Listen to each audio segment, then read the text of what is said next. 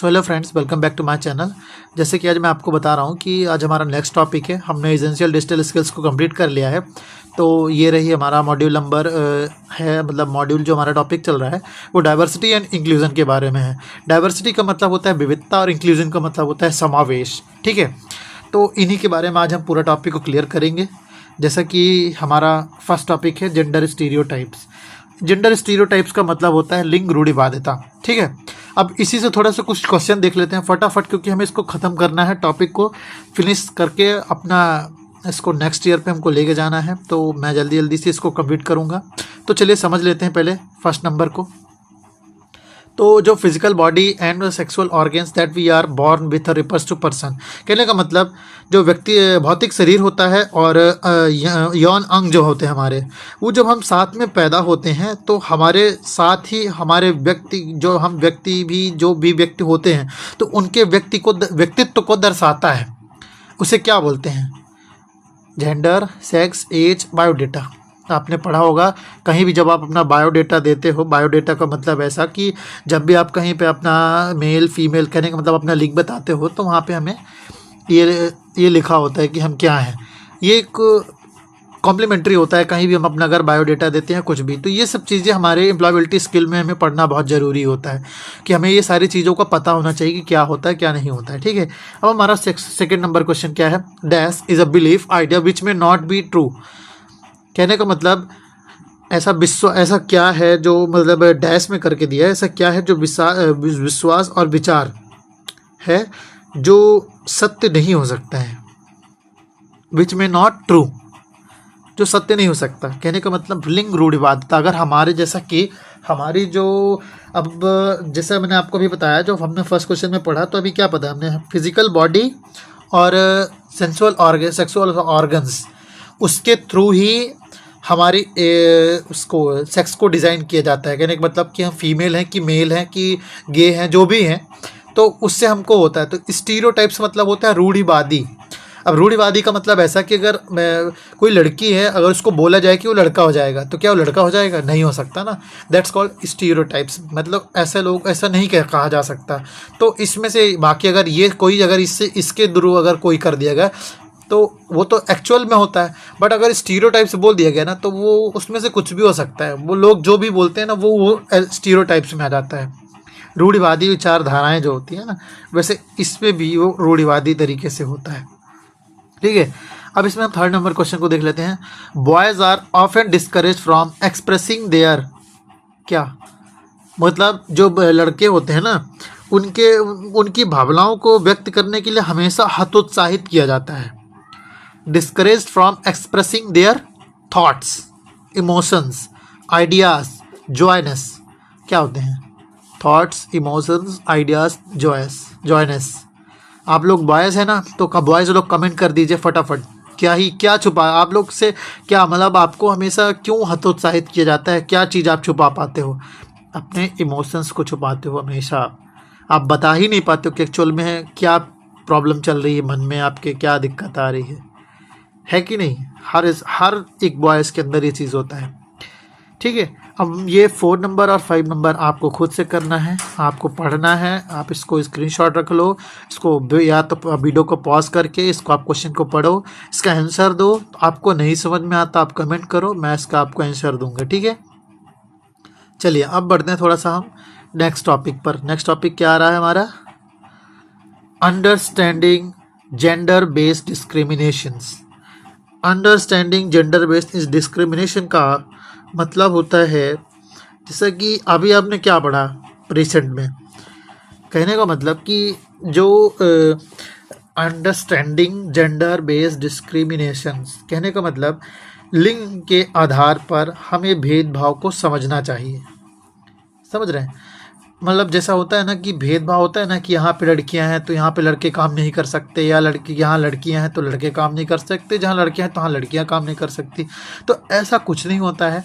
तो वो आजकल तो ये चीज़ एकदम से ख़त्म हो चुकी है। तो थोड़ा हमको इसी को समझना चाहिए कि भेदभाव कहाँ किया जाता है या ऐसे आधार पर। तो हमारे समझ से तो जो जेंडर बेस्ड कोई भी डिस्क्रिमिनेशन होता है, किसी के साथ भी अगर कोई भेदभाव हो रहा है तो उस चीज़ को हमें समझना चाहिए और उसके खिलाफ आवाज़ उठानी चाहिए। ठीक है, तो चलिए हम थोड़ा क्वेश्चन पे आ जाते हैं। हमारा क्वेश्चन नंबर 6 है, dash can lead to division of a peoples communities and family. कहने का मतलब अभी आपने जो पढ़ा है, तो जो क्वेश्चन कह रहा है कि मतलब इससे मतलब अगर किसी भी लोग या समुदाय जो भी हैं तो और उनके परिवारों का विभाजन हो सकती है, उसको क्या बोलते हैं? एंगर मतलब गुस्सा, ईगो मतलब जैसे आपका ईगो बोलते हैं ना, यार भाई ईगो में है उसके अंदर, मतलब एक वो होता है ना एटीट्यूड टाइप से कि यार मैं ऐसा कर दिया, मैं ऐसा कभी नहीं करूँगा।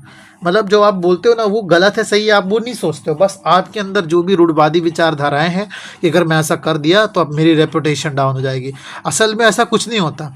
डिस्क्रिमिनेशन भेदभाव होता है। जेंडर मतलब होता है आपके वही लिंग, लिंग मतलब आपका जो भी मेल फीमेल जो भी हो आप, तो जेंडर उसी को बोलते हैं। ठीक है, तो ऐसा क्या है जो हमारे जो मतलब लोगों को और हमारे समूह को, हमारी फैमिलीज़ को डिवीज़न कर सकती है? भेदभाव की वजह से हमारे डिवाइड हो जाते हैं कि चाहे किसी कोई कितना बड़ा भी अगर ग्रुप हो या आपका कोई कम्युनिटी हो, मतलब समूह हो या आपका परिवार हो, अगर आप भेदभाव करोगे अपने परिवार में भी तो आप में एक डिवीज़न आ जाएगा, मतलब एक विभाजन हो जाएगा आपका।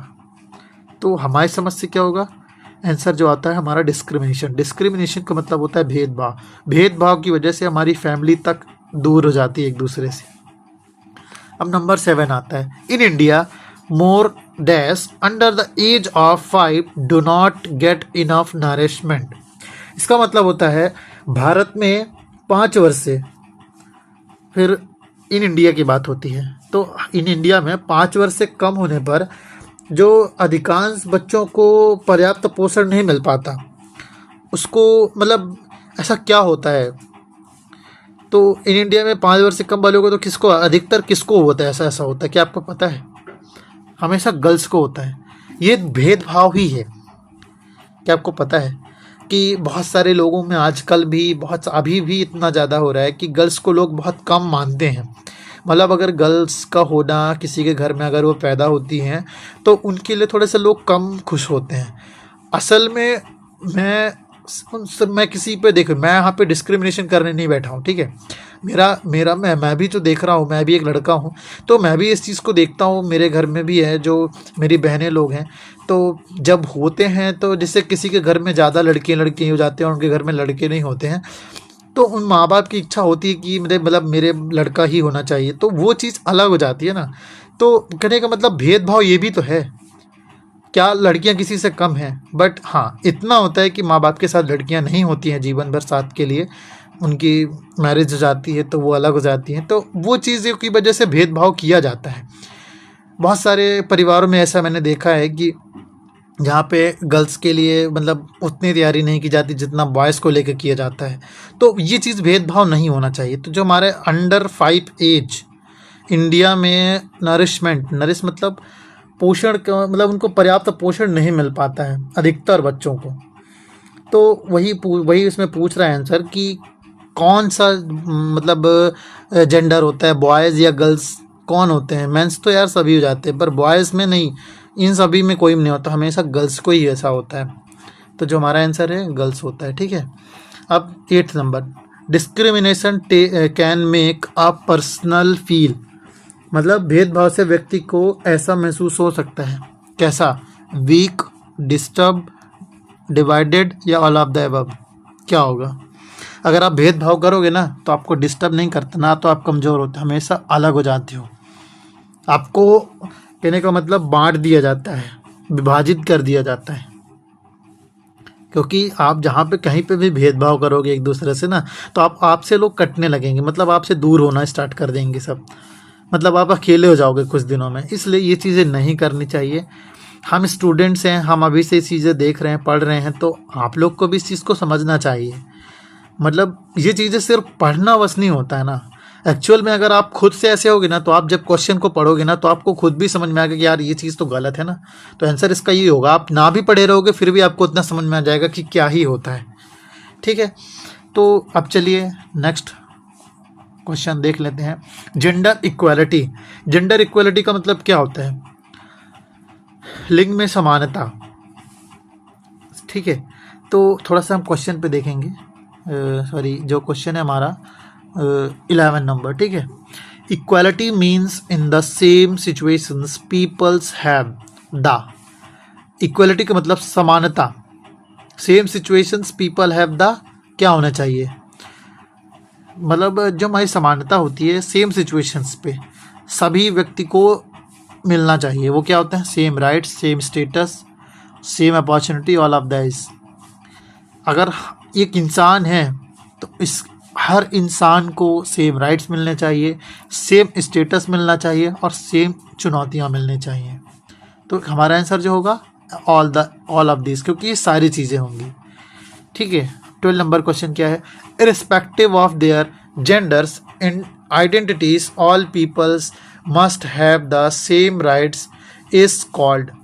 कहने का मतलब हमारा जो टॉपिक है, तो टॉपिक जो हमारा मेनली जो चल रहा है क्या है, जेंडर इक्वालिटी। इक्वालिटी का मतलब तो आप लोग समझ ही गए, समानता।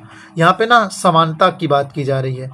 तो समानता में जो भी आपने अभी तक जो पढ़ा है, तो समानता पे आप तो 10th क्लास से पढ़ते आ रहे हैं, आपके अकॉर्डिंग क्या होगा, थोड़ा क्या आप बताना चाहेंगे? आप लोग कमेंट करिए, कुछ बताइए जो भी आप इसके बारे में जानते हैं। क्या होता है कि थोड़ा सा जैसे मैं तो बताऊंगा ही, बट आप लोग भी थोड़ा सा बताओगे तो थोड़ा सा मुझे ये भी समझ में आता है। आप तो कमेंट करके बता सकते हो ना, तो मुझे ये भी पता चलेगा कि हमारे पास कितने एक्टिव स्टूडेंट हैं जो इस चीज़ को थोड़ा समझते हैं और उनका नज़रिया क्या कहता है, या वो पढ़ के क्या इस चीज़ को बता पाते हैं, कितना समझ पाते हैं, थोड़ा मुझे वो भी हेल्प मिलेगी ना। तो जितना ज़्यादा से ज़्यादा आप लोग कमेंट करेंगे तो मुझे समझ में आएगा कि हमारे पास कितने एक्टिव लिसनर्स हैं या हमारे एक्टिव सब्सक्राइबर्स हैं जो कि जिनको मदद मिल रही है मेरी वीडियोस की वजह से। और इस चीज़ को ना आप हमेशा, ये आपके सिर्फ एग्ज़ाम में काम नहीं आएंगी, आपके लाइफ टाइम में ये चीज़ को अगर आप पढ़ोगे तो आपको हमेशा ये चीज़ें याद रहेंगी और आपके हमेशा हेल्प करेंगी ये, ठीक है। तो चलिए थोड़ा सा अब बात कर ली जाती है, मतलब इसका जो क्वेश्चन है, इररिस्पेक्टिव ऑफ जेंडर आइडेंटिटीज, कहने का मतलब अपनी लैंगिक पहचान से परे all peoples must have same rights, कहने का मतलब सभी लोगों को समान अधिकार मिलने चाहिए। इसे क्या कहते हैं? दिस इज कॉल्ड, बताइए। अपनी लैंगिक पहचान से परे और सभी लोगों को समान अधिकार मिलने चाहिए, this is called gender equality, gender stereotypes, gender discrimination या जेंडर राइट्स। क्या होता है बताइए। हम यहाँ पे अगर क्वेश्चन आप पढ़ रहे हो ना तो आपको सीधे से समझ में आने चाहिए। यहाँ पे अगर सेम राइट्स की बात की जाती है ना, मतलब समानता, समझ रहे हैं, तो आंसर जो हमारा होगा जेंडर इक्वालिटी, ठीक है। अब हमारा 30 नंबर क्वेश्चन पढ़ते हैं। क्या है 30 नंबर क्वेश्चन?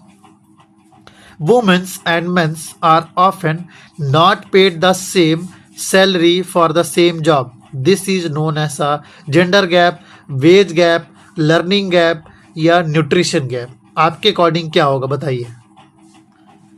वेज गैप का मतलब समझते हैं क्या होता है? वेज गैप मतलब होता है वेतन का अंतर, वेतन में अंतर आना। तो ऐसा क्यों होता है, थोड़ा सा आप क्वेश्चन को समझें क्या। महिला और पुरुष को अक्सर एक ही काम के लिए समान वेतन नहीं दिया जाता है। इसका मतलब क्या कहलाता है उसको? वेतन ना मिलना, this is known as a wage gap, वही वेतन में अंतर होता है उनके। कहने का मतलब कि ये चीज़ें, इक्वलिटी कहाँ रह जाती है? इक्वलिटी को ख़त्म कर देते हैं तभी तो भेदभाव आता है और उसी में डिवाइडेंड हो जाते हैं। तो इसमें यही है कि मतलब महिला और पुरुषों को अक्सर एक ही काम के लिए समान वेतन नहीं दिया जाता है। इसे क्या कहते हैं? इसे बस वेज गैप कहते हैं, मतलब सैलरी का अंतर कहते हैं, ठीक है। अब ये 14 और 15 आप करोगे, इनको सिर्फ आपको याद रखने हैं और कुछ भी नहीं करना है। आप इनको याद कर लोगे तो ये आपके फ्यूचर में भी काम आएंगे, ठीक है।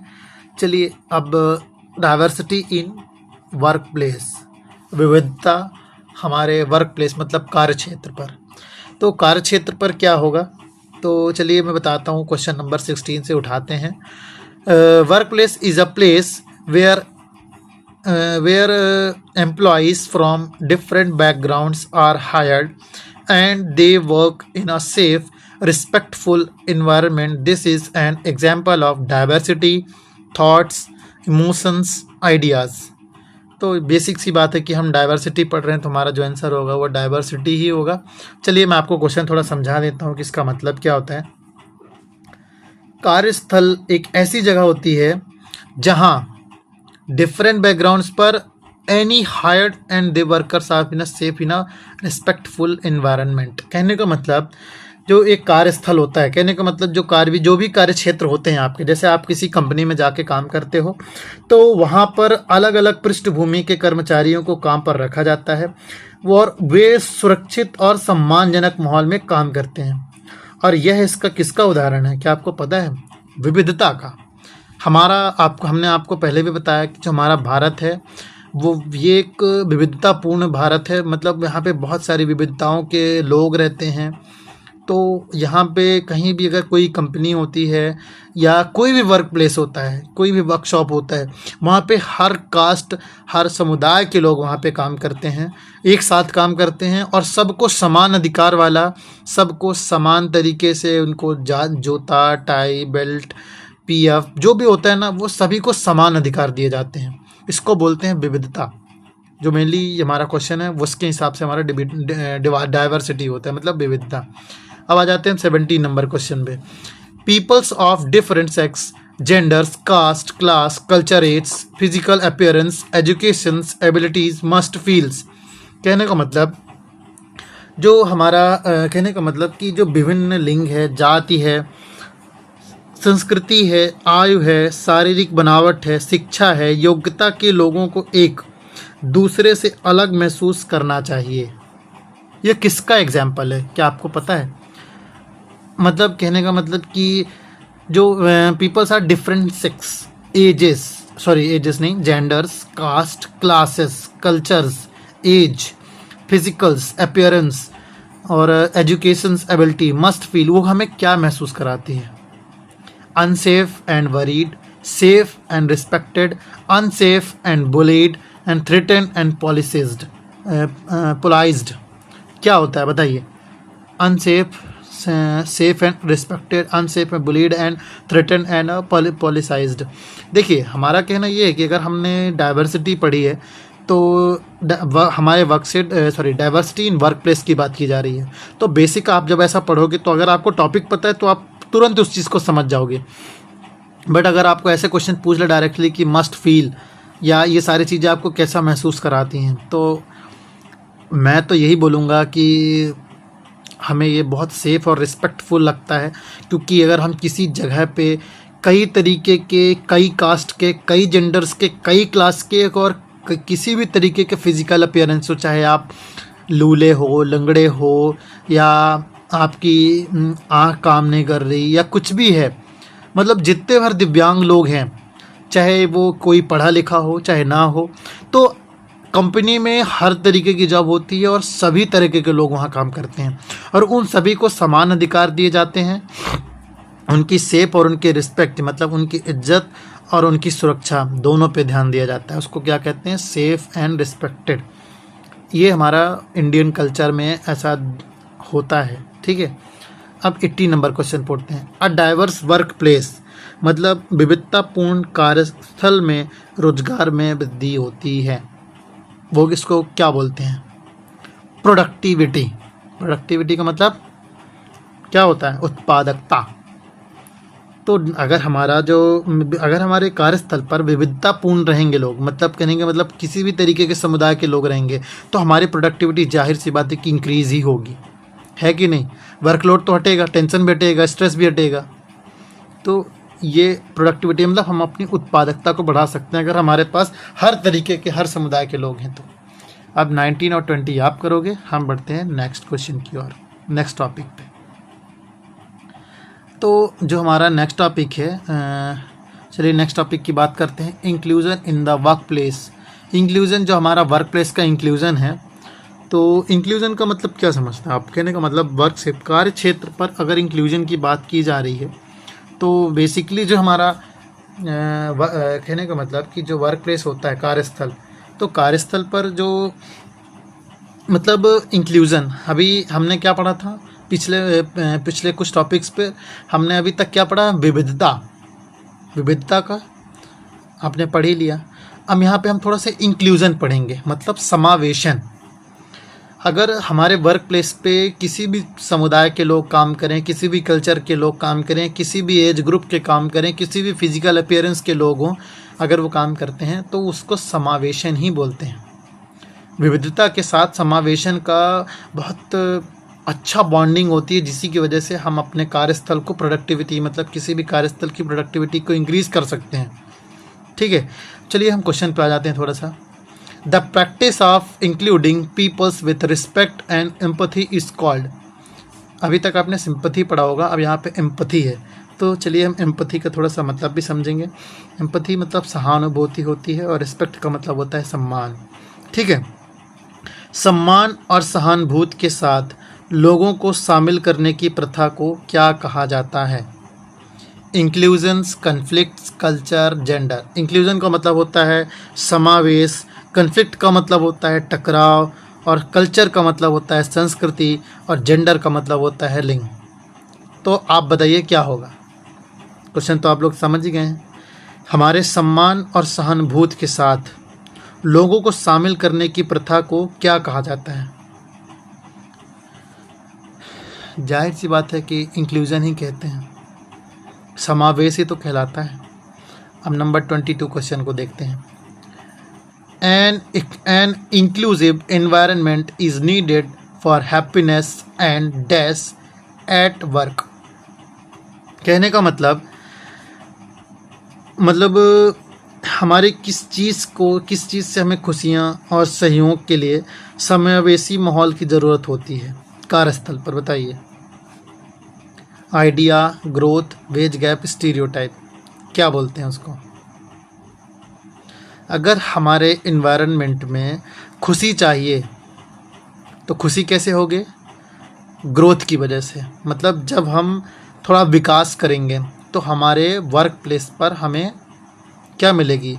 खुशी मिलेगी। मतलब अगर हमारे पास मैन पावर है, मैन पावर तो कब बनेगी? जब हमारे साथ भेदभाव नहीं किया जाएगा, तो मैन पावर ज़्यादा बढ़ेगी, समावेशन होगा, जिसकी वजह से खुशी का माहौल तभी आ सकता है वर्क प्लेस पर जब हमारा थोड़ा विकास होता है। विकास कैसे होता है? जब हमारे साथ भेदभाव नहीं किया जाता है।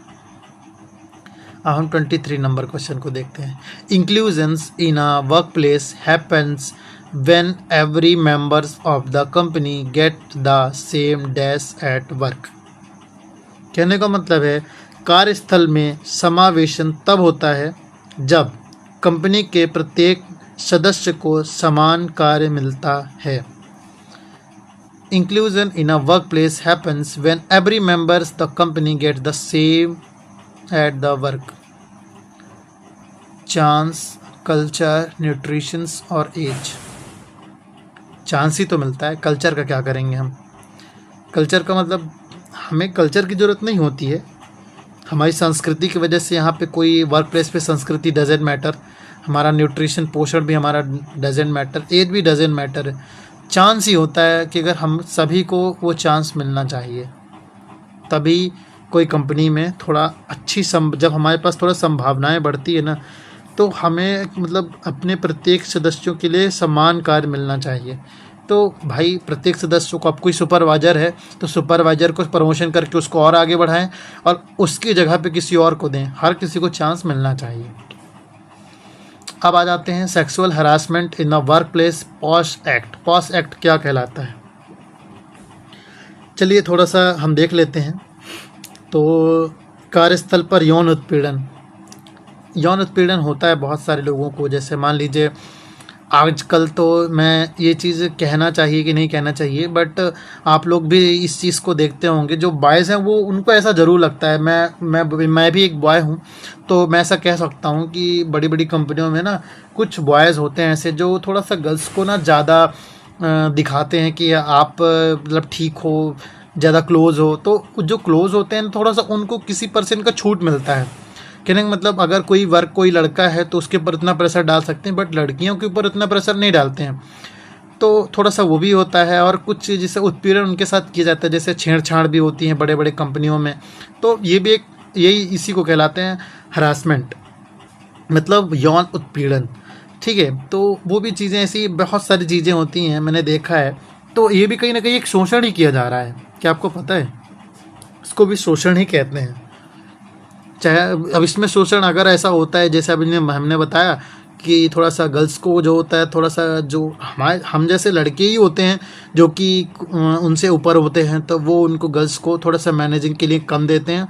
और जो बॉयज़ पे होते हैं, क्योंकि बॉयज़ थोड़ा सा इन चीज़ों के लिए ज़्यादा एक्टिव होते हैं, वो ज़्यादा अच्छे से उस चीज़ को कवर अप कर पाते हैं ना, तो थोड़ा सा लड़कियों को कम प्रेशर दे के बॉयज़ को ज़्यादा प्रेशर बढ़ा देते हैं। तो ये भी कहीं ना कहीं यौन उत्पीड़न ही है। ज़रूरी नहीं कि सिर्फ गर्ल्स के साथ यौन उत्पीड़न होता है, सबके साथ होता है। ठीक है, तो हमारा डैश करके है क्वेश्चन स्टार्ट हो रहा है। Is a serious issue that affects an individual mentals, emotionals, physicals wellbeings in a work place. कहने का मतलब ऐसा क्या एक गंभीर मुद्दा है जो कार्यस्थल पर किसी भी व्यक्ति की मानसिक, भावनात्मक, शारीरिक भलाई को प्रभावित कर सकता है। Company rules, meeting with the manager, sexual harassment या ट्रैवल लीव, दैट्स कॉल्ड यौन पीड़न। दैट मीन्स सेक्सुअल हरासमेंट की वजह से हम मेंटली और इमोशनली हमें अफेक्ट हो सकता है, हम थोड़ा सा मतलब एक सीरियस इशू बन जाता है। अब 27 नंबर क्वेश्चन देखते हैं। In Indian government pass the sexual harassment of women at work place prevention prohibitions and redressals act in 2013 in simpler terms it is also called, क्या बोलते हैं उसको? अभी आपने देखा पॉस एक्ट, हमने आपको बताया था ना, यहाँ पे ये देखिए पॉस एक्ट, ये होता है पॉस एक्ट। वही चीज़ है कि भारत सरकार ने 2013 में कार्यस्थल पर महिलाओं को यौन उत्पीड़न यानी रोकथाम, निषेध या निवारण के लिए अधिनियम पारित किया था, जिसको सरल शब्दों में पॉस एक्ट कहते हैं। आपको पता है क्या? ये है पॉस एक्ट। ठीक है, चलिए अब 28 नंबर क्वेश्चन उठाते हैं। As per POS Act, any workplace has the 10 or more employees must constitute an internal committee, employees, police station या help desk। तो क्वेश्चन क्या कह रहा है कि POS अधिनियम के तहत किसी भी कार्यशाला में जिसमें 10 या उससे अधिक कर्मचारी हैं उसे POS Act यानी POS अधिनियम के अंतर्गत रखा जाना चाहिए। तो उसको क्या बोलते हैं? आंतरिक समिति यानी इंटरनल कमिटी। ठीक है, अब ये 29 और 30 आप करोगे, क्या होता है मैंने आपको समझाया भी, तो आप इसके अकॉर्डिंग आप इसको देख लेना। अब हम चलिए बढ़ते हैं नेक्स्ट पर। अब यहाँ से हमारा ये लास्ट मॉड्यूल था, तो यहाँ पे कुल 30 क्वेश्चन आते थे। ये मॉड्यूल कंप्लीट हो चुका है। मिलते हैं नेक्स्ट वीडियो पर। आप लोग को ये टॉपिक समझने में कोई भी प्रॉब्लम हुई हो तो आप लोग बिल्कुल कमेंट कर दीजिएगा।